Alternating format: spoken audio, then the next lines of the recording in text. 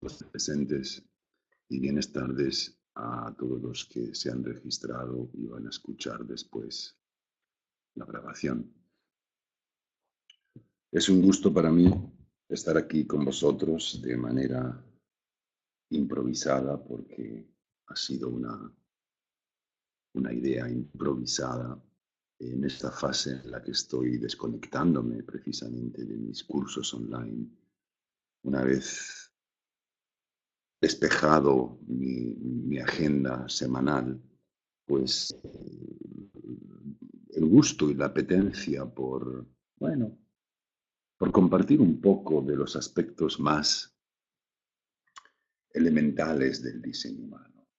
Y así que, me vino esta paradoja del saber, no saber, y así decidí lanzar esta conferencia gratuita para refrescar, eh,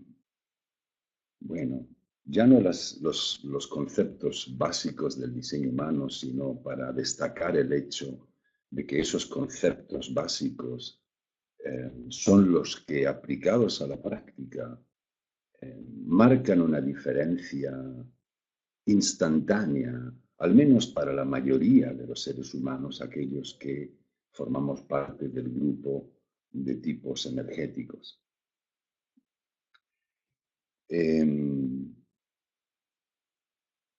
Y aprovecharé también al final de mi presentación para hacer un poco de promoción de los próximos programas, sobre todo de la escuela de verano que voy a estar teniendo este verano. Será cortita porque más que me voy a limitar a presentar el nombre de los cursos y a invitaros a los que estéis interesados en saber más a participar el mes que viene, el día 13, en otra charla en la que sí haré una presentación más elaborada sobre cada uno de los cursos, sobre los contenidos y sobre, pues todo lo que implica los requisitos previos para poder participar en cada uno de ellos, ya que son cursos orientados a personas interesadas en el diseño humano a niveles muy distintos. ¿Okay? Saber no saber. Cuando yo conocí diseño humano, este verano hará 24 años, una de las primeras cosas que me dijo Raoul Hu a título personal en uno de nuestros intercambios fue: Alok, el conocimiento no es poder. No os puedo decir hasta cuántas veces desde entonces he recordado ese momento, he recordado esa frase, porque es tanto lo que se puede saber en el diseño humano, es tanto lo que se puede llegar a conocer. Y últimamente, en los últimos años, me río con mis alumnos en los cursos de formación al ironizar acerca del hecho de que, siendo un experto en diseño humano que conoce todas las claves y todos los niveles de claves y todas las combinaciones de claves que son posibles, cada vez que yo me veo confrontado con la adversidad a cualquier nivel, básicamente la única clave que necesito regar es paciencia. Paciencia. Y quizás porque llevo 24 años practicando con esa clave día a día, porque la paciencia, pues no te la regalan. Que de un modo lento pero seguro he aprendido a sentirme cómodo, con no saber, a sentirme más cómodo, no saber que con saber, o si lo preferís, a ser más consciente de mi no saber y de las fases en las que vivo instalado en ese no saber, que de las fases en las que parece que algo se aclara y simplemente asumo eso que se aclara y lo pongo en marcha para volver a no saber. Quiere decir que los momentos de claridad, la claridad aflora y aparece en el momento y en el lugar adecuado, tal y como la vida me da a entender a mí.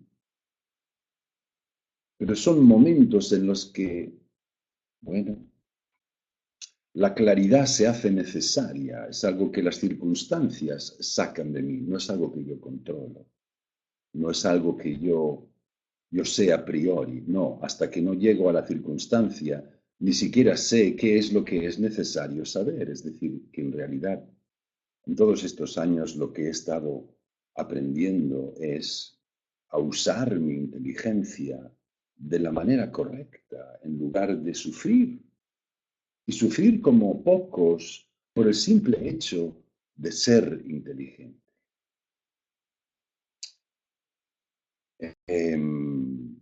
Bueno, hasta tal punto lo que me anima a compartir con vosotros, lo que quiero compartir hoy, es una cuestión de juego y de espíritu de juego eh, para mí, que quiero empezar mi charla leyéndoos, compartiendo con vosotros un poema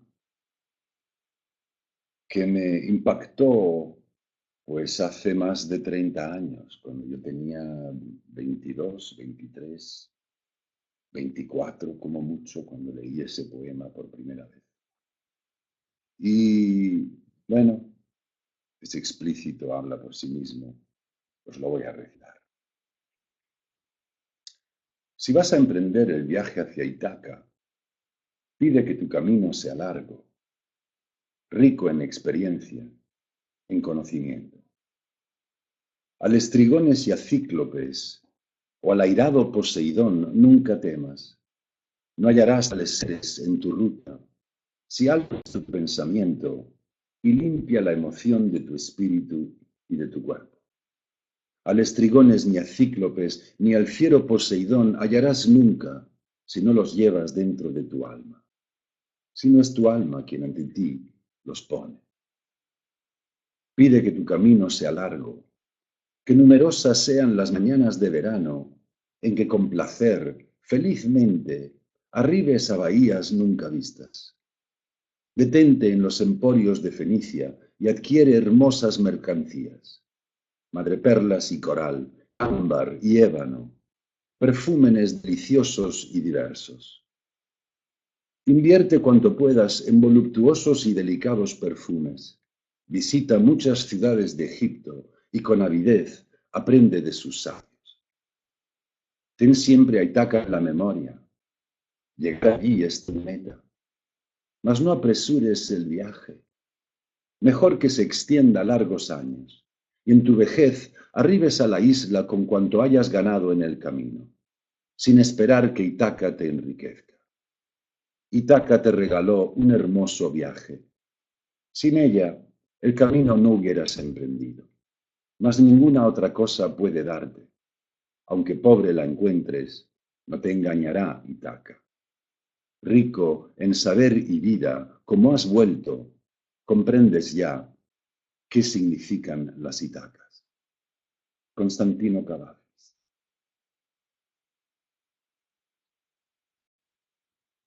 La vida es un viaje. La vida es un viaje. Y en ese viaje, los seres humanos,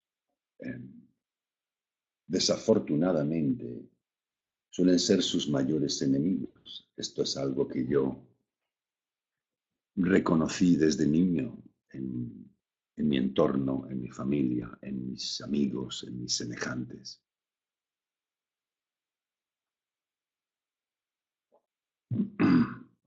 Que aun si uno quisiera aprender a vivir, no es fácil encontrar seres humanos de los que tomar un ejemplo saludable. Y lo peor de ese vivir sin vivir en uno, vivir siendo el propio enemigo, es que no nos damos siquiera cuenta, tan profundamente inmersos en la identificación con nuestras razones, con el proceso lineal de nuestra mente racional, que ni siquiera nos damos cuenta de que estamos poseídos literalmente, secuestrados por nuestro propio cuerpo mental, en una identificación plena con lo que no somos, batallando con todo y batallando con todo como reflejo de la batalla interior que se libra en la sombra, la batalla con nosotros mismos, la batalla con nuestra propia forma, porque nuestra forma es la que nuestra mente no comprende, porque es la que nunca puede contemplar objetivamente.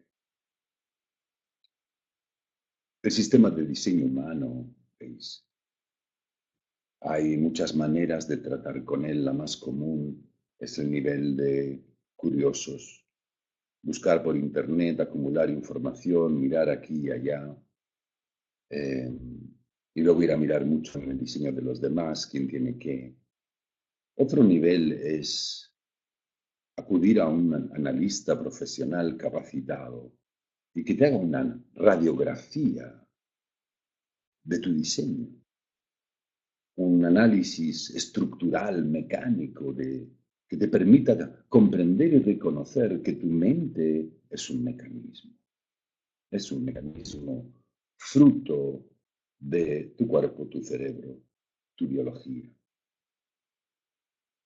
Y ese análisis sí te permite comprender de qué manera tu mente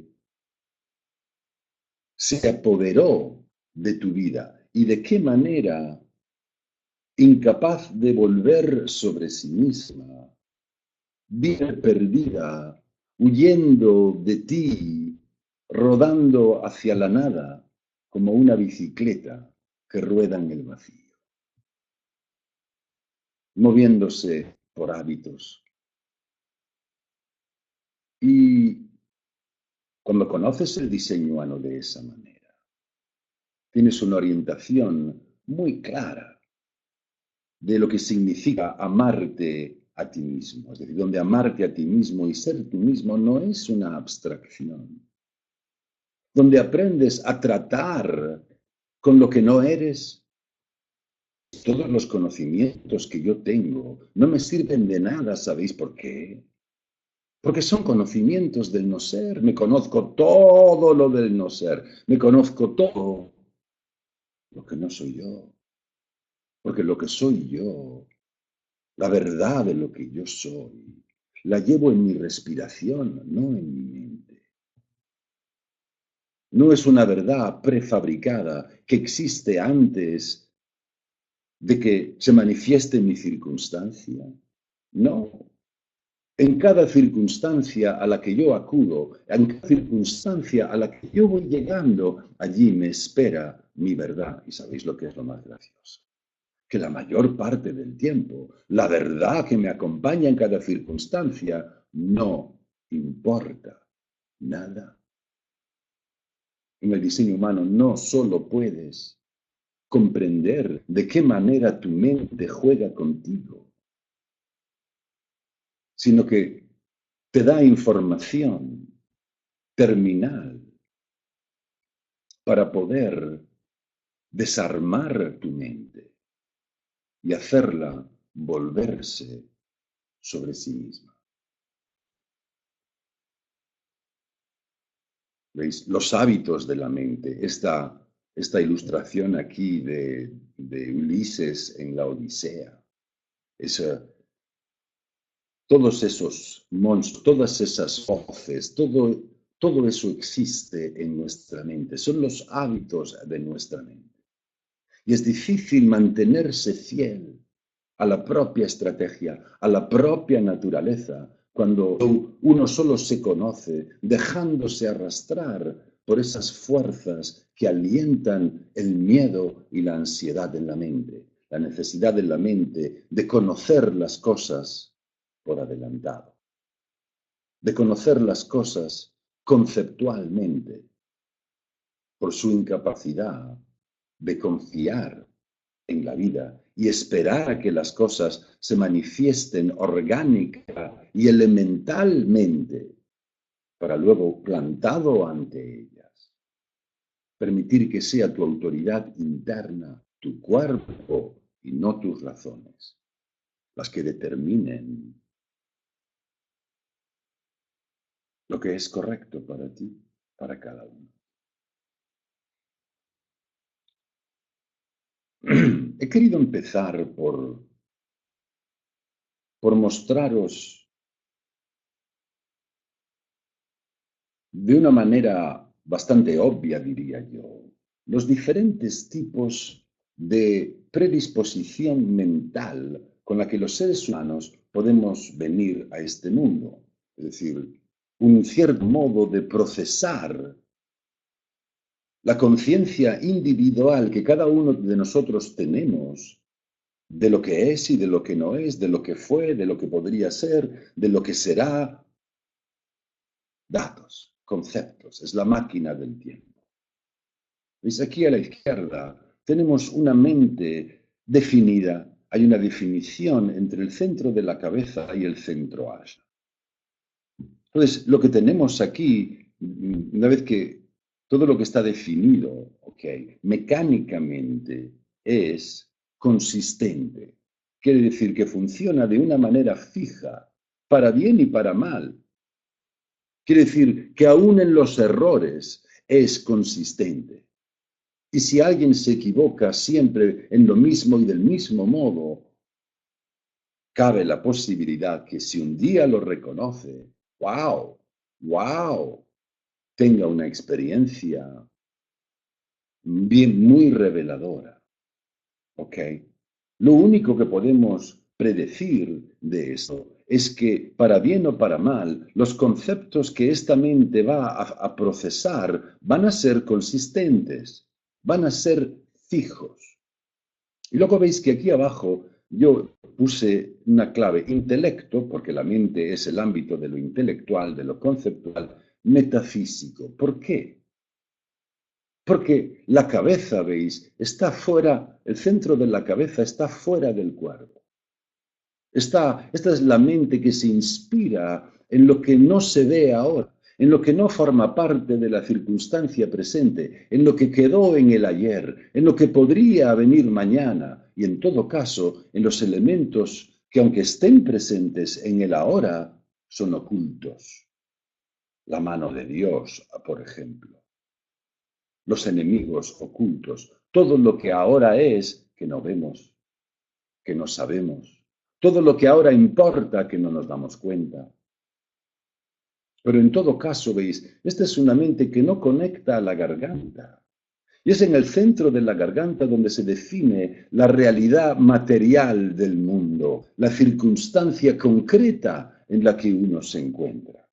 Con lo que vemos que aquí tenemos una definición mental de alguien que vive más pendiente de las cosas que no están, que no son, que podrían estar, que alguna vez estuvieron, que de las que realmente están.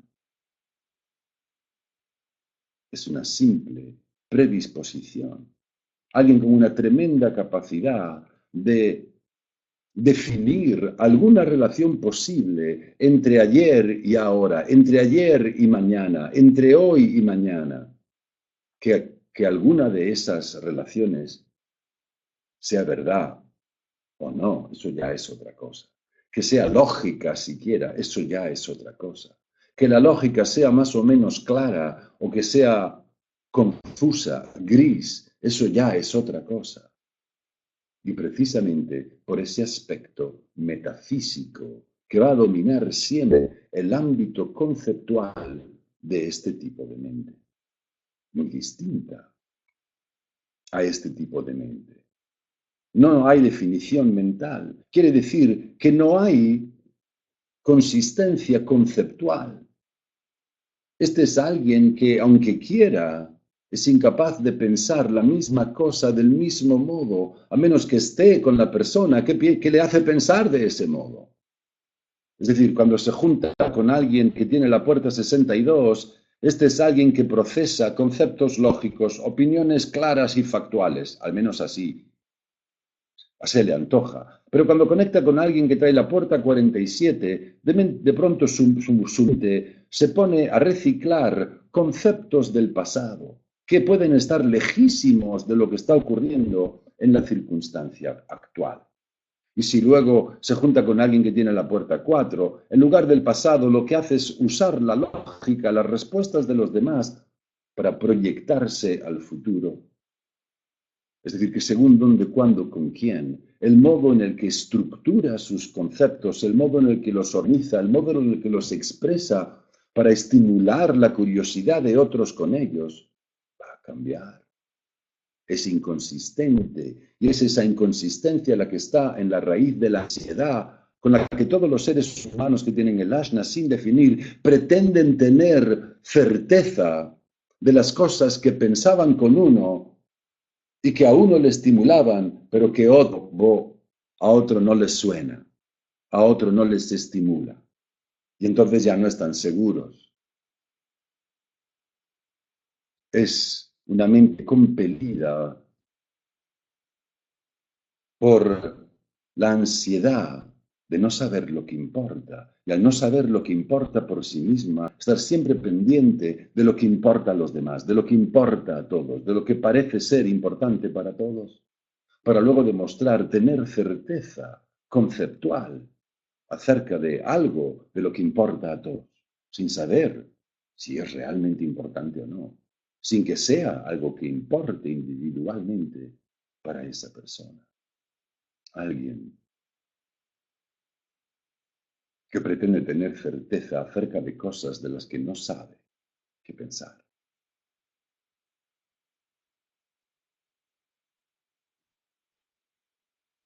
Aquí tenemos una mente, definición desde la cabeza hasta la ashna. Por lo tanto, lo que tenemos es una consistencia conceptual tan consistente como en la anterior. La diferencia es que el intelecto aquí es rígido y es obsesivo porque necesita hacer una relación racional entre el más allá y el más acá, entre el ayer y el presente, entre el mañana y el presente, entre el misterio y lo desconocido y lo evidente, la realidad material del mundo. Aquí, sin embargo, tenemos una mente, es decir, lo que tenemos es diferentes tipos de procesadores. Esto es un procesador que no tiene definición en el centro de la cabeza. Quiere decir que tiene una fijeza conceptual variable. Su fijeza conceptual siempre tiene opiniones fijas acerca de no se sabe qué. Depende de si habla con alguien que tiene la puerta 61, entonces expresa sus opiniones fijas acerca del misterio, acerca de la verdad individual. Pero si habla con alguien que tenga la puerta 64, entonces sus opiniones fijas van a estar relacionadas con algún acontecimiento del pasado, van a estar relacionadas con los elementos que aportan armonía o desarmonía a sus vínculos, siempre en base a su propia experiencia personal. Si en lugar de eso conecta con alguien que tenga la puerta 63, igualmente se va a focalizar sobre la armonía potencial en sus relaciones, pero no en base a lo que ocurrió en el pasado, sino en base a su proyección de futuro. Es decir, identificando lo que se repite con cada uno, con cada persona, va a determinar con quién le interesa continuar y llevarse consigo hacia el futuro y a quién preferiría dejar atrás. La fijeza conceptual, la racionalidad, el análisis frío y factual que va a hacer es el mismo, pero lo que inspira ese razonamiento va a cambiar. ¿Veis? Aquí tenemos un ashna que no tiene una conexión consistente con el más allá, cuya única definición es con la garganta, con la realidad material del mundo. Y por lo tanto aquí tenemos un intelecto que va a filtrar las cosas desde un punto de vista mucho más materialista, mucho más fijado sobre lo que es tangible o sobre lo que es evidente, sobre lo que es demostrable o discutible, pero siempre algo que se puede ver y que no es necesario imaginar. Ok. Entonces, bueno, en realidad, esas son las configuraciones mecánicas que se pueden dar en un plano mental. Es decir, una especie de procesador. Pero conocer eso es conocer muy poco o nada, porque lo que importa no es cómo procesa tu mente tu experiencia. Lo importante es qué la mueve, qué mueve tu mente, qué orienta su atención, a dónde va, qué intentas saber, para qué usas tu mente. ¿Qué hay detrás de tus pensamientos? ¿Qué fuerza? Y veis, lo veis en la propia estructura que os acabo de mostrar de las mentes. Lo que mueve la mente siempre son las preguntas. Las preguntas.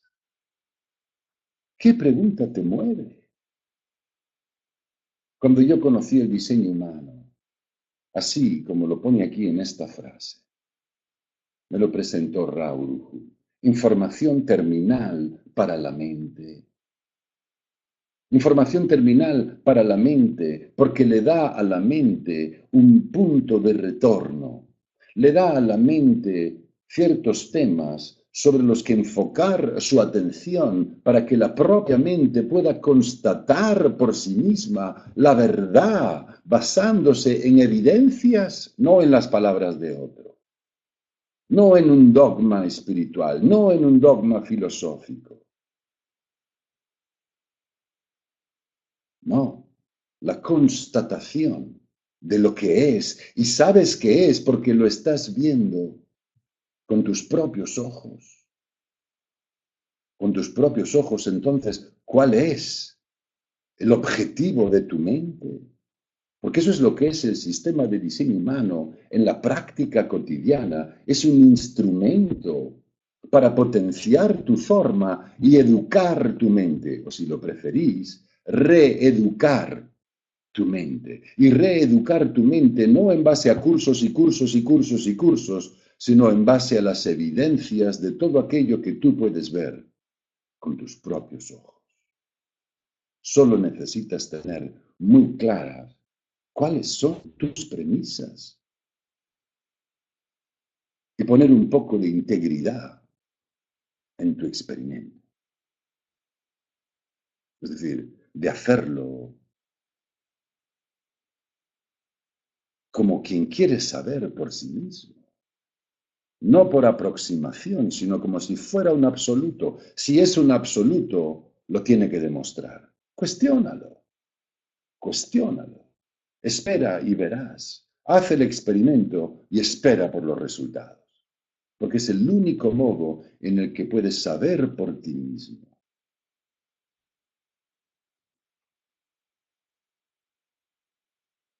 Aquí tenemos los 4 tipos. Esto es lo que mueve la mente. Si eres un manifestador, lo que mueve tu mente es una especie de integrismo hipócrita. La rabia de no poder mostrar, vivir en base a tu sentimiento. Tienes que adoctrinar a otros o dejarte adoctrinar por ellos. La rabia es lo que mueve tu mente. Eso es lo que es importante entender. La rabia. ¿De dónde viene tu rabia? Porque veis, la rabia puede ser procesada a través de cualquiera de estas 4 mentes. En la estructura mental no vemos de qué tipo de diseño estamos hablando. Solo estamos hablando de un procesador conceptual. ¿Qué es lo que es la mente? Lo importante es comprender el combustible que la mueve la mente del generador frustrado, es la mente de un esclavo que piensa como un esclavo. Pensad si no, en cuántos seres humanos son esclavos de la libertad. ¿Y por qué la libertad tiene tantos adictos? Porque hay muchos esclavos. Si no eres esclavo de nada, la libertad no te interesa. Y da igual de qué seas esclavo, se puede ser esclavo del amor, se puede ser esclavo del dinero, se puede ser esclavo del trabajo, se puede ser esclavo del estrés, se puede ser esclavo del miedo, se puede ser esclavo de las buenas intenciones. Porque ese 70% de generadores que tienen mente de esclavo no son esclavos de ningún tirano, son esclavos de su mente, son esclavos de los miedos de su mente. Son esclavos de sí mismos. Viven en un loop mental. Los proyectores, su mente la mueve la amargura y el resentimiento, y eso hace que todos los pensamientos que filtran sean pensamientos de víctima, de comparación, y los reflectores, pensamientos de marginalidad, de automarginación. La desilusión les lleva a no querer ocupar el lugar que les corresponde, el centro, el centro.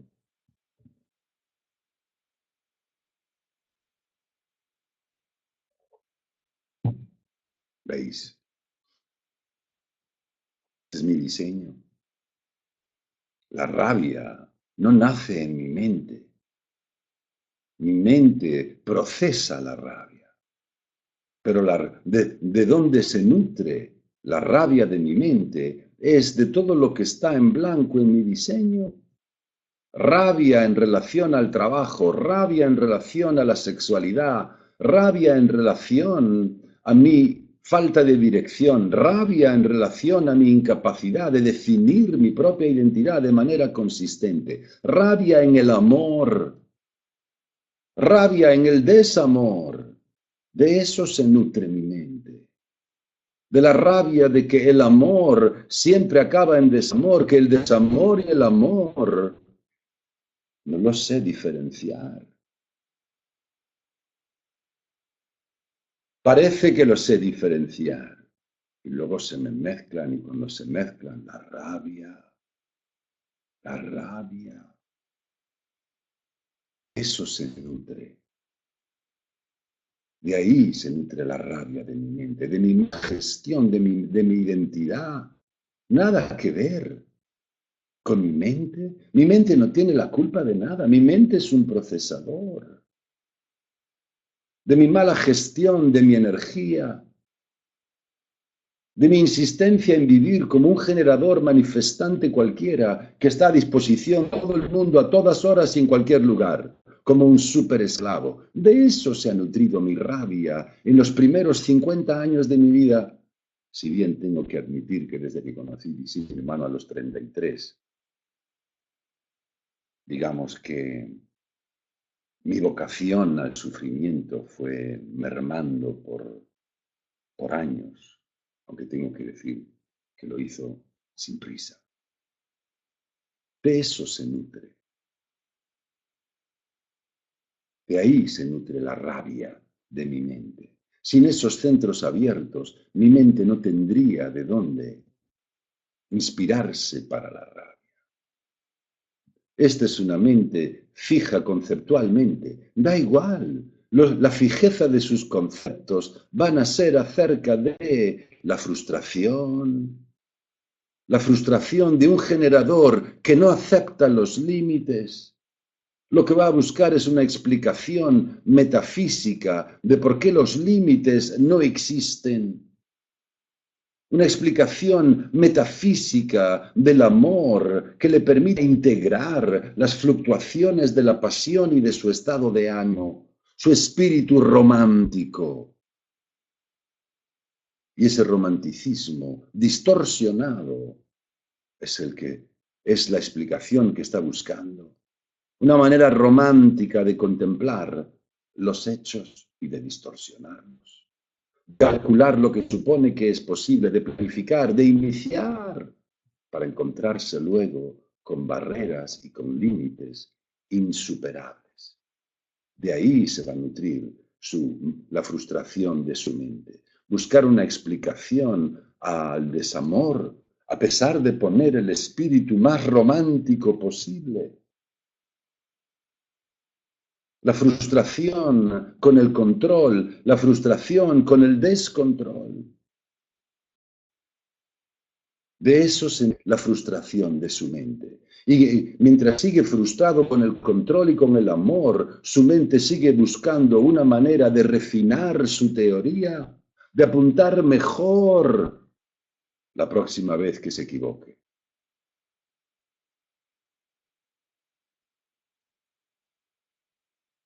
Aquí tenemos una mente sin definir. No me importa que está sin definir. Es la mente de un generador que si no funciona a través de su capacidad de respuesta va a ser un frustrado. Frustrado con sus emociones, frustrado con su sexualidad, frustrado con su vida y su realidad material, frustrado con su incapacidad de expresarse a sí mismo consistentemente, frustrado con estar dándole siempre vueltas a todo y frustrado con no tener nunca claro del todo. De eso se nutre su frustración. Esa frustración lo único que hace es seguir buscando la solución a problemas inexistentes, seguir identificándose con objetivos que supuestamente benefician a otros, negando su egoísmo, negándose a sí mismo. Eso es lo que es previsible. Da igual si la mente está definida o no está definida. Los pensamientos los conceptos que va a estar filtrando son pensamientos de frustración. El vicio de iniciar, de hacer algo para mitigar la frustración, para resolver la frustración, quiere decir que la mente necesita que haya un problema. Porque si no hay un problema, entonces, ¿cómo lo vas a resolver? ¿No es verdad? Es un hábito de lo que la mente es incapaz de parar y de volverse sobre sí misma. Y da igual si son muchos los centros que están en blanco o es uno solo. Aquí tenemos una mente que va a estar expresando un entendimiento organizado de la frustración mental de que cuanto más entiende, menos sabe.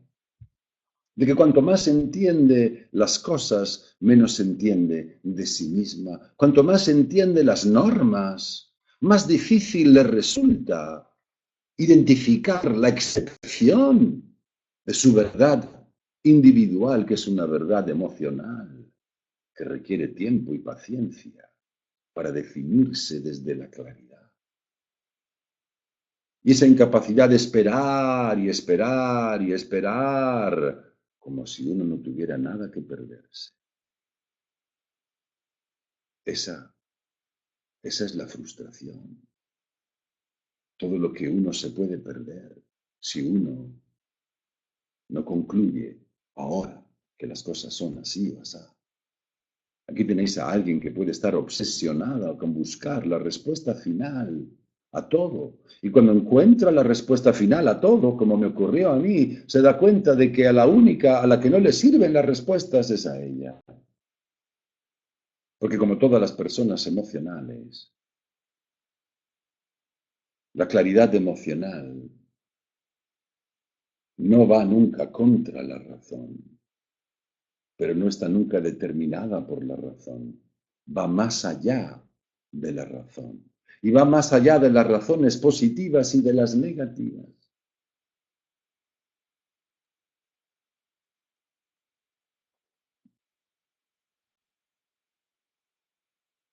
Este es el diseño de un proyector emocional. Lo que mueve esta mente es la amargura. Una amargura ni siquiera reconocida, porque este es alguien que está intentando ser un manifestador. Este es alguien que está intentando ser un generador. Quiere decir,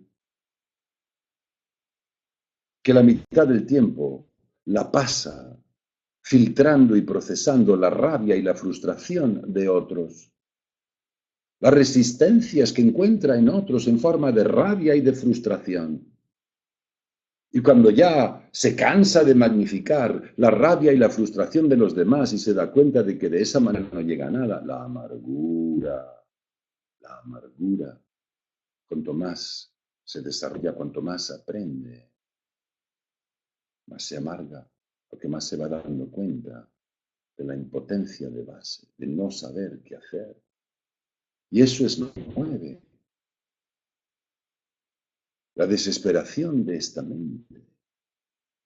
Todo está en juego cada vez que elige. La necesidad de ser seguro y el no poder estar nunca seguro. ¡Wow! La ansiedad antes de tomar la decisión. Y después, no estar seguro de si has hecho lo correcto o no. ¡Qué tormento! ¡Qué suplicio!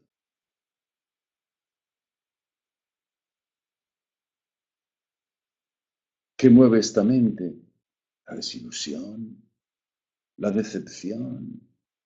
Fijaros cuánta ansiedad, cuánta habilidad para buscar en todos los rincones posibles. Decepción tras decepción. Porque, ¿de qué se nutre la mente de este diseño? De no tener nada consistente a lo que aferrarse. De poder guiarse solo por lo que ve, y lo que ve son las miserias del mundo. La rabia de los manifestadores, la frustración de los generadores, la amargura de los proyectores. La norma de la normalidad. Eso es lo que es previsible, porque en base a la predisposición de cada tipo, sabemos lo que se va a acumular si el diseño no viene gestionado correctamente, lo cual suele ser el caso. Sabemos cuál es el tema del no ser.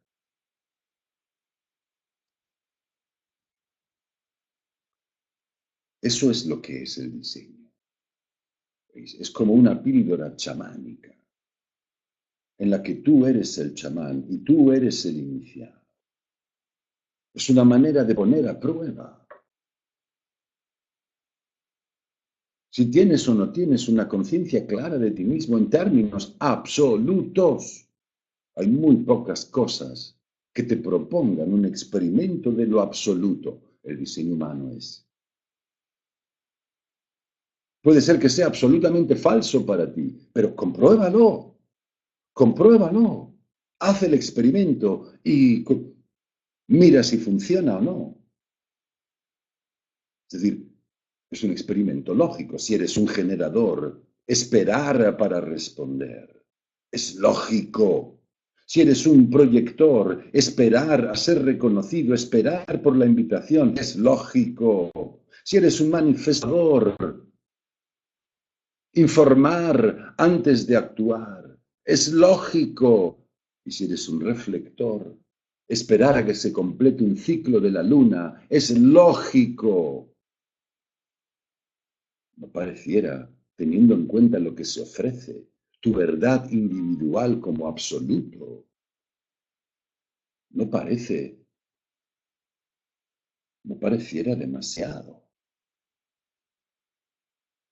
Pues la mente necesita un foco, la mente necesita reeducarse y sobre todo la parte más difícil de la reeducación es el decondicionamiento, es desaprender todas las cosas que aprendiste que solo te enseñaron a pretender ser lo que no eres, que solo te enseñaron a compararte con todo el mundo de mala manera, a dar por supuesto un montón de paparruchas sin fundamento, a creer en un montón de cosas que nunca has visto y a no creer en ti, que eres el que está ahí cada mañana cuando te despiertas. Cada diseño tiene un target, tiene un objetivo, tiene un dilema. tiene un espejo, tiene un modo de verse a sí mismo, de plantarse en la vida y constatar la verdad de tu presencia en el mundo, en tu propia circunstancia y en el modo en el que tu circunstancia te refleja. ¿Veis? ¿Cómo y en quién impacto? Este es el foco de mi mente. ¿Y cómo y en quién impacto? Con mi energía. Con mi energía, porque soy un tipo energético. No soy un intelectual. Soy un vividor, soy un bufón de mil caminos, soy un hombre con experiencia que aprendió muchas cosas distintas en escenarios muy distintos y que tuvo la buena fortuna de encontrarse como una síntesis, como el diseño humano, que me permitió juntar y ver que todos los caminos que recorrí, todos apuntaban hacia mí, todos me fueron llevando hacia mí. ¿Cómo y en quién impacto? Es como recuerdo lo que marcó una diferencia en mi autobiografía, además de cómo y quién impactó en mí. Ese es el target, ese es el foco, ese es el único modo de saber para mí. Si eres un generador, ¿quién soy yo para mí? ¿Quién soy yo para mí mismo? Y dejar que sea tu sacral el que defina quién eres como tipo energético a través de la acción, no del pensamiento. A través de la productividad, no de las razones, de las excusas, de las justificaciones. Si eres un proyector, si eres un tipo no energético, no estás aquí para actuar por ti mismo. No estás aquí para mantener ningún tipo de autonomía, estás aquí para la interacción. Y por lo tanto, es importante ya no que entiendas quién eres tú para ti mismo, sino por qué cambia tanto la percepción que tienes de ti mismo en función de dónde, cuándo y con quién te juntas. No solo dónde, cuándo y con quién, sino de qué manera te juntas. Lo distinto que es que tú vayas a buscar a alguien que alguien te venga a buscar a ti. Lo distinto que es la respuesta a esa pregunta, ¿quién eres tú? Cuando tú piensas en ir a llamar a alguien, ¿quién eres tú cuando alguien se acerca a ti de manera insospechada y te propone algo, te invita a algo, te pregunta algo? ¿Quién eres tú? Tan diferente. Al que viene lo percibes con mucha más objetividad que al que buscas con una idea fija de por qué lo buscas. ¿Qué te interesa? No es lo mismo llevar tu propia agenda que abrirte a la agenda de otro, de alguien con quien en principio no contabas. Tan distinto el modo de proyectar tu presencia en el mundo, tan distinto el proceso al que te lleva ese tipo de experimento, ese tipo de diseño. Si eres un reflector, lo mismo. No estás aquí para definirte, no estás aquí para impactar, ni siquiera estás aquí para comprender la interacción entre diferentes individuos. Estás aquí para comprender la psicología del ser humano, comprendiendo la psicología del grupo del cual el ser humano nace formando parte. Es decir, comprender la sociología humana. Es una manera de vivir. Y solo cuando tienes una manera de vivir definida, determinada, comienzas a constatar con consistencia cómo son las cosas para ti cuando no das nada por supuesto. Es decir, que comienzas a percibir tu impacto a niveles y de maneras insospechadas. que empiezas a descubrir que eres un montón de cosas que no imaginabas y que otro montón de cosas que dabas por supuesto ser, en realidad no tienen nada que ver contigo. Que tu idea acerca de los demás, si eres un proyector, de los supuestos que tienen que darse para poder disfrutar y tener éxito en una relación personal con otros. No tienen nada que ver con las premisas del imperativo genético de la reproducción y la pareja al uso convencional, sino que tu propósito en la interacción se realiza más en la comunicación y en la comunión de espíritus y en la afinidad de espíritus, que no en la reproducción, que no en la exclusividad.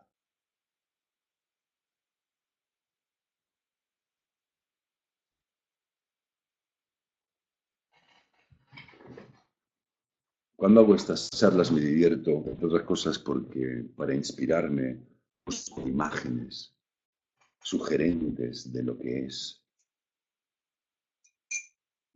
el proceso. Nunca me había dado tanta cuenta de mi impacto como ahora. Y es divertido, es divertido, es divertido. También es un poco triste ver cómo la mayoría de seres humanos te miran como si fueras el lobo, el malo, como si no fueras un ser humano de a pie. Es cuando un manifestador vive en base a su energía. No es alguien predispuesto hacia los compromisos. Es alguien diseñado para funcionar con transparencia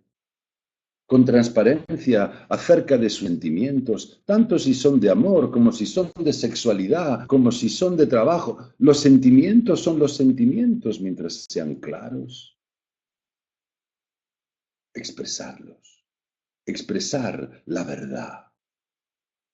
¿Quién tiene miedo a la verdad? Cruda, desnuda. ¿Quién tiene miedo a la transparencia? Hubo tiempos en el que el que más miedo le tenía era yo. Por miedo a ser inadecuado, por miedo a que alguien encontrara dentro de mí algo que yo mismo no sabía de dónde me había venido, algo malo, que se pudiera demostrar que soy más malo que bueno, o lo contrario. ¿Cómo se demuestra? ¿Cómo se sabe? Me pasé la vida escondiéndome un poco de los demás, un poco de mí mismo, creyendo ser yo el que elegía una cosa u otra, incapaz de identificar mi miedo detrás de todas mis actitudes, porque en todas estaba esa búsqueda de amor en los demás, búsqueda de identidad en los demás, búsqueda de identidad en el trabajo. Hoy sé, siento quién tiene miedo. No a mí, no a mí, a lo que represento, una verdad descontrolada, una verdad descontrolada. Alguien a quien no le preocupa la verdad, alguien que la vive, alguien que no la lleva en la mente. Eso es todo. Percibo mi impacto. Me hace gracia. Unas veces más que otras, supongo.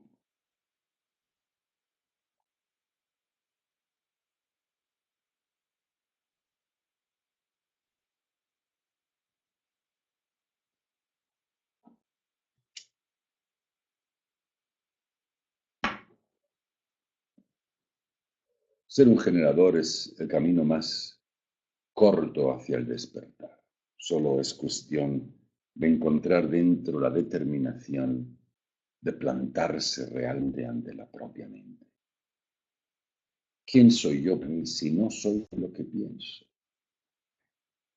Pues lo que pienso es cómo la mente de mi no ser, la mente compelida por mis frustraciones, me hace buscar un problema, una solución a un problema inexistente, en el sentido de que era un problema del pasado o era un problema ajeno, en todo caso es un problema que ahora mismo no tengo, que ahora no tiene por qué determinar lo que hago con mi energía. ¿Veis? Si no soy lo que pienso, la respuesta a quien yo soy para mí no puede ser conceptual. Tiene que ser una acción. Y tiene que ser una acción que emerge a través de la capacidad de respuesta sacral. Es muy simple el experimento. El generador que no lo hace es porque no quiere saber. Es porque no quiere saber, ¿veis? A medida que uno confronta los miedos de la mente del no ser, se va encontrando capas y capas y capas más profundas, hasta llegar a puntos en los que, en casos como estos ejemplos que tenemos aquí, con el bazo definido, los miedos pueden desatar momentos de pánico, de fobia, es decir, el desaprendizaje es la fase más dura en el proceso de reeducar la mente. Porque la mente se educa sola, a fuerza de evidencias. Pero si no dejas de actuar del modo en el que lo has hecho siempre, nunca vas a acumular evidencias de nada nuevo. Y si no acumulas evidencias de nada nuevo, ¿cómo vas a trascender las limitaciones de tu entendimiento en el pasado? ¿Quién eres tú si eres un proyector como este? No es quién soy yo para mí, porque no hay ningún modo en el que yo pueda responder a esa cuestión de un modo consistente y tangible. Porque según dónde, cuándo y con quién, mi sacral va a responder o no, lo puede hacer de muchas maneras diferentes. Y este es alguien que, aunque tiene dos motores definidos, no hay ninguna conexión directa a la garganta. Entonces la cuestión aquí no es definir en quién impacto, porque no impacta, no está hecho para impactar, y mucho menos de manera consistente. Y tampoco está hecho para definirse en base a lo que genera, porque no genera nada de manera consistente. Es un tipo no energético. Es un tipo que no está aquí para proyectar su energía, sino su conciencia, su espíritu, y su espíritu en la interacción con otros. Es decir, que es alguien que está aquí para conocer muy bien las dinámicas humanas. ¿Por qué los seres humanos litigan? ¿Por qué se pelean los amantes? ¿Por qué se pelea papá con mamá? ¿Por qué me llevo bien y mal con otros? ¿Por qué a veces amo y acepto y otras veces rechazo? ¿De qué modo me veo reflejado en cada uno de mis semejantes? Bueno, lo sé en función de lo que rechazo en cada uno de ellos. Mi identidad colectiva está abierta a escucharlos a todos, pero según los voy escuchando y me voy apercibiendo de su manera de sentir, con unos en comunión, con otros experimento rechazo. Como soy emocional, a veces el rechazo se puede deber a mi estado de ánimo. Por eso la paciencia, hacerse debar, esperar por la claridad, lo cual también le va a resultar mucho más fácil y viable con unos que con otros. Es decir, el rechazo va a ser más fácil de contener con unos que con otros. Y el problema más grande para poder contener su rechazo no es el rechazo en sí mismo, sino los cúmulos de expectativas en base a traumas emocionales del pasado que han haberse acumulado en su mente. ¿De qué modo veo reflejado en cada uno de mis semejantes mis traumas del pasado?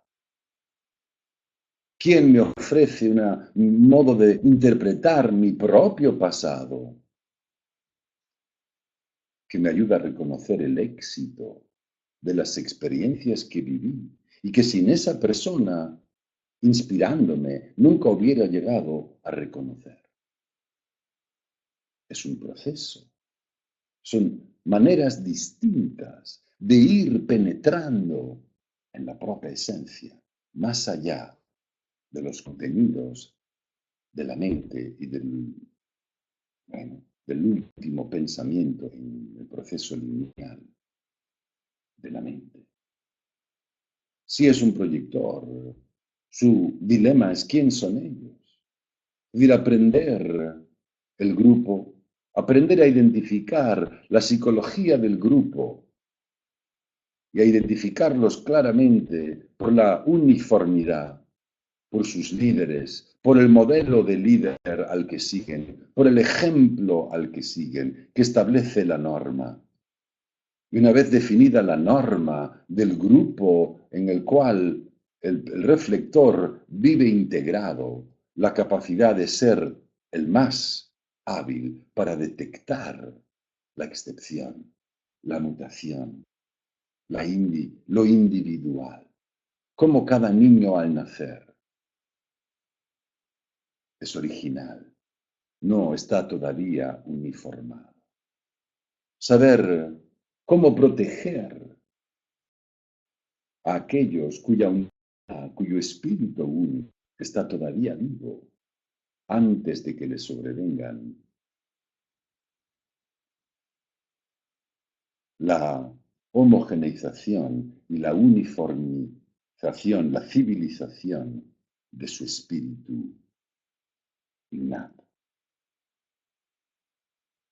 Es un foco, es una manera de aprender a ser quien eres, es una manera de beneficiarte del modo único en el que estás diseñado para filtrar la vida con una conciencia única. Y es una pregunta. Saber no saber es vivir identificado con una pregunta, no perseguir respuestas. La vida te da las respuestas. Las respuestas te llegan con las circunstancias. Lo que importa es la pregunta, porque la pregunta es la que orienta tu atención. La pregunta es la que orienta tu atención. Es la que te hace estar atenta al modo en el que la vida te habla, saber escucharla cuando te habla, porque es ahí donde acumulas evidencias que no se aprenden en ningún curso, donde una experiencia vale por 1000 palabras.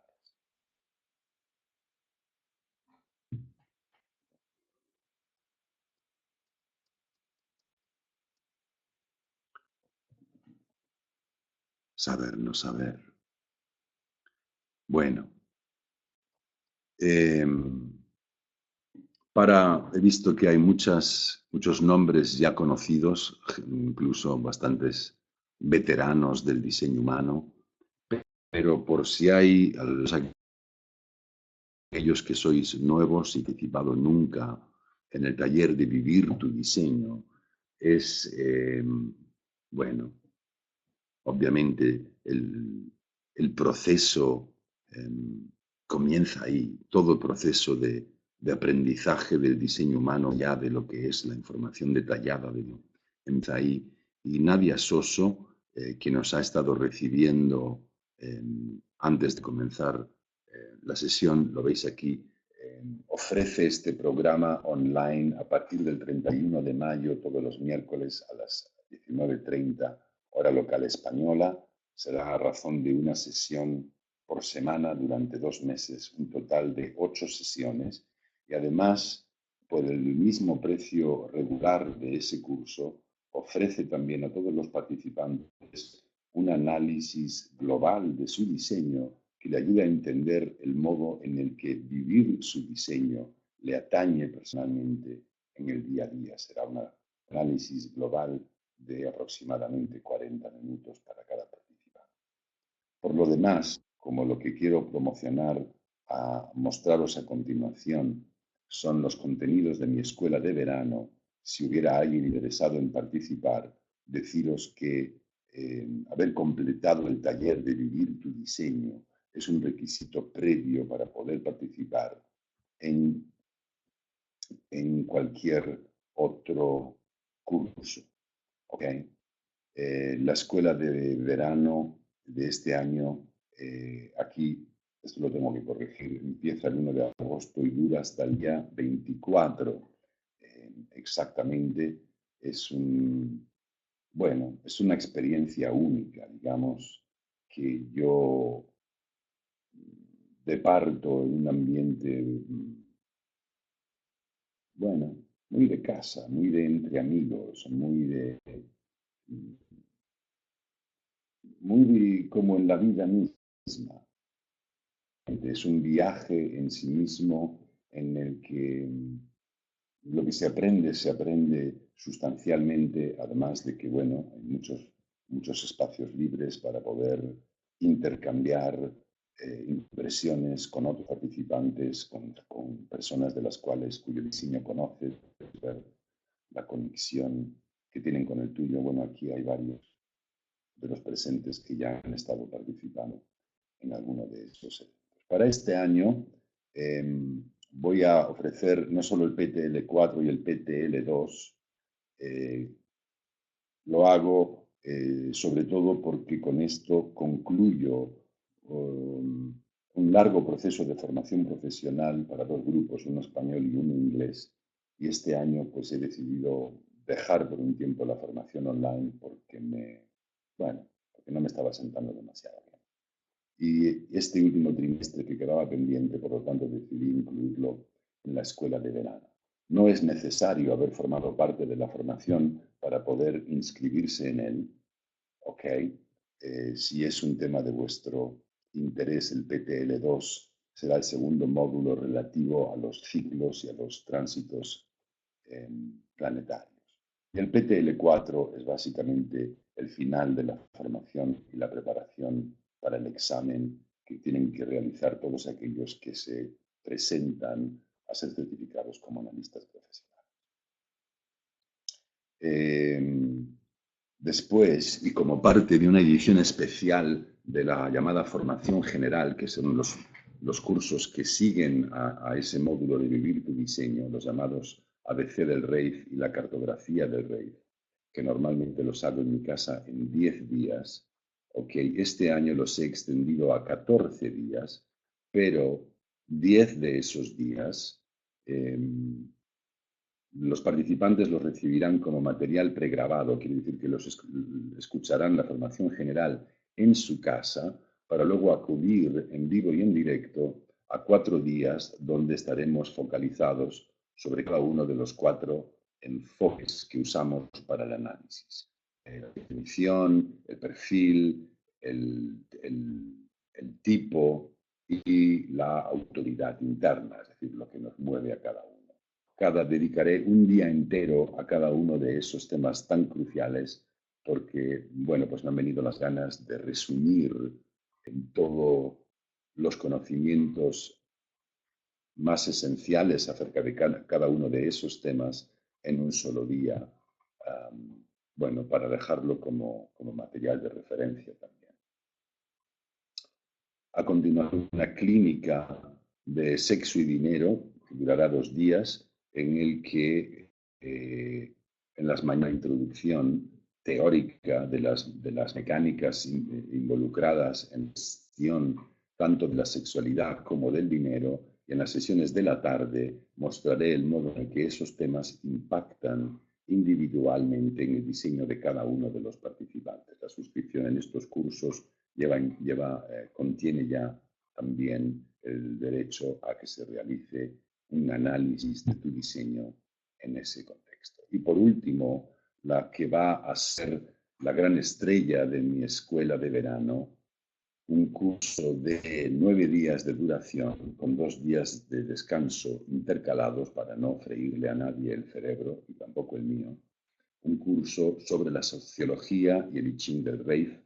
En mis 24 años de dedicación todavía no he hecho en ningún momento un análisis de las 384 líneas del I Ching. Y bueno, son muchos los motivos que no hacerlo hasta ahora. No quería hacerlo como ya lo ha hecho Ra resumido en un curso que ahora existe como manual de referencia, se llama El compañero de las líneas de Yuchín. Y este año me ha venido la inspiración para crear un formato propio, ¿ok? No voy a ponerme ahora a desglosar más allá ninguno de estos cursos. Los que tengáis interés en participar en cualquiera de ellos, y por cierto, lo podéis hacer tanto online, descargando las grabaciones en las sesiones a las que no podáis asistir en directo, o obviamente viniendo aquí a Ibiza. Los que tengáis interés en ello, ok, aquí veis el martes, día 13 de junio, a las 19 horas, como hoy, seguramente en esta misma aula, haremos una sesión abierta en la que yo haré una presentación bastante exhaustiva de los contenidos y del propósito de cada uno de estos cursos. Será una sesión que yo haré en inglés, pero que será traducida al español, habla diferente por Nadia Soso, aquí presente, y por alguno de mis dos geniales traductores italianos en otra aula separada para el grupo de participantes italianos. Y nada más, esto es todo lo que tenía para contaros hoy y nada más, un placer, mi agradecimiento, mi alegría de volver a tener un acto virtual con los amigos que veo que están aquí presentes y divirtiéndose. Y nada, para el resto también una, una satisfacción enorme poder disponer de tiempo y de espacio para hacer una charla gratuita y divertirme un poco compartiendo, ya que ha disminuido enormemente el lastre de mi agenda de cursos online. Obviamente significa que estoy viajando mucho más a otros países también para enseñar en vivo. A ver si pronto hago una pequeña ronda por la península. Bueno, pues nada más. A los que tengáis ganas os espero el martes día 13 en el mismo sitio y a la misma hora. Registraros en la página web y os enviaremos los enlaces correspondientes. Por lo demás, buen viaje a todos y disfrutad de no saber. Chao, chao. Hasta siempre, amigos.